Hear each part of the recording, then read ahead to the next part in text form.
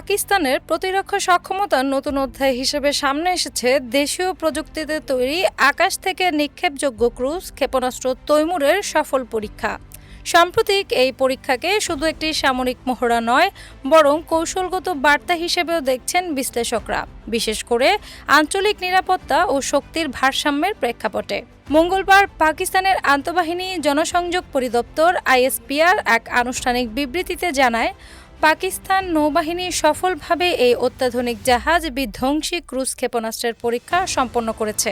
আকাশ থেকে উৎক্ষেপণযোগ্য এই ক্ষেপণাস্ত্রটি নির্ধারিত লক্ষ্যবস্তুতে অত্যন্ত নিখুঁতভাবে আঘাত হানতে সক্ষম হয়েছে, যা দেশটির সামরিক প্রযুক্তিগত অগ্রগতির একটি গুরুত্বপূর্ণ নিদর্শন হিসেবে বিবেচিত হচ্ছে।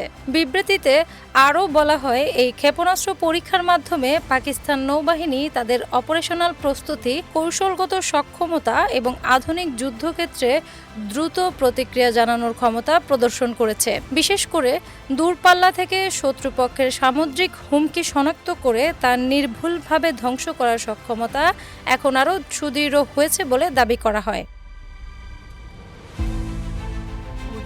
প্রতিরক্ষা বিশ্লেষকদের মতে, আকাশ থেকে উৎক্ষেপণযোগ্য ক্রুজ ক্ষেপণাস্ত্র সাধারণত আধুনিক নৌযুদ্ধের ক্ষেত্রে গুরুত্বপূর্ণ ভূমিকা রাখে, কারণ এগুলো দ্রুত গতিসম্পন্ন, রাডার এড়াতে সক্ষম এবং লক্ষ্যবস্তুতে অত্যন্ত নির্ভুল আঘাত হানতে পারে। ফলে সমুদ্রভিত্তিক নিরাপত্তা ব্যবস্থায় এগুলোর গুরুত্ব দিন দিন বাড়ছে। আইএসপিআর এই পরীক্ষাকে পাকিস্তানের প্রতিরক্ষা সক্ষমতার একটি গুরুত্বপূর্ণ মাইলফলক হিসেবে উল্লেখ করে বলেছে, এটি দেশের সশস্ত্র বাহিনীর যৌথ ও সমন্বিত আক্রমণাত্মক ক্ষমতাকে আরও শক্তিশালী করছে।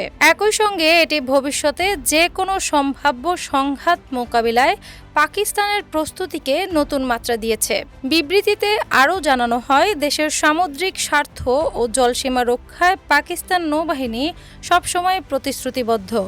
এই সাফল্যের জন্য দেশটির রাষ্ট্রপতি, প্রধানমন্ত্রী, সশস্ত্র বাহিনীর শীর্ষ কর্মকর্তা সহ সংশ্লিষ্ট বিজ্ঞানী ও প্রকৌশলীদের অভিনন্দন জানানো হয়েছে।